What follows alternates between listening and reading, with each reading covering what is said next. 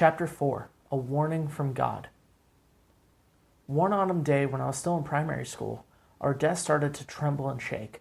"Earthquake!" we yelled.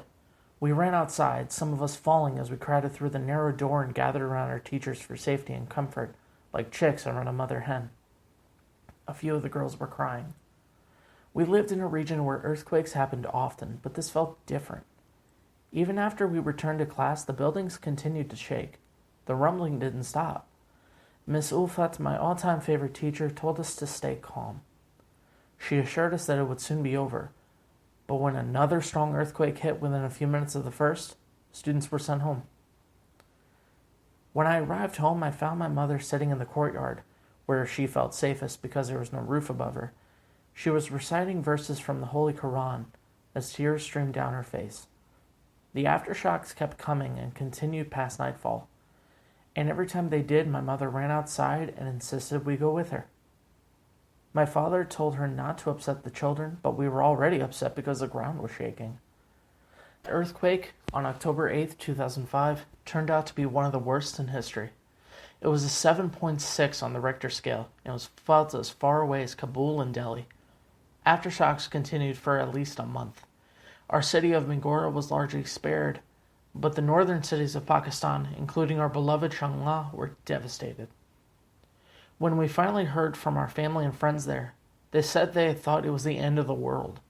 They described the roar of rocks sliding down hills and everyone running out of their houses reciting the Holy Quran, the screams as roofs crashed down, and the howls of buffalo and goats. They were terrified. And then when the destruction stopped, they waited for help.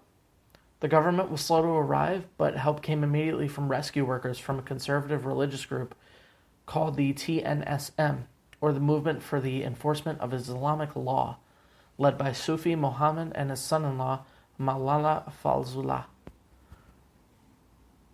Eventually, the government tried to help, and aid from the Americans, who had troops and helicopters nearby in Afghanistan, made it in. But most of the volunteers and medical help came from organizations that were linked with militant groups like the TNSM. They helped clear and rebuild destroyed villages. They led prayers in buried bodies. They took in many of the 11,000 orphan children. In our culture, orphans are usually adopted by the extended family, but the earthquake had been so bad that entire families had been wiped out or lost everything and were in no position to care for additional children. Many of the orphans went to live in fundamentalist madrasas.